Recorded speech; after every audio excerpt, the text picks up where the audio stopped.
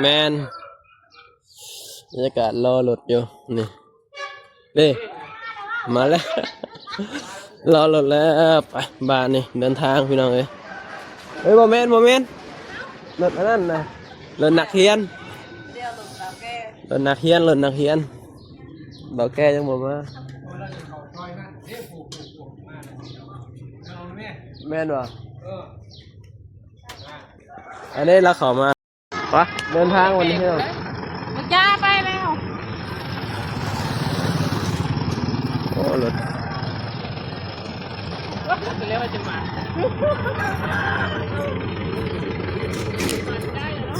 เพื่อนน่ะได้ยับไปแม่จะไปหนังข้างหน้า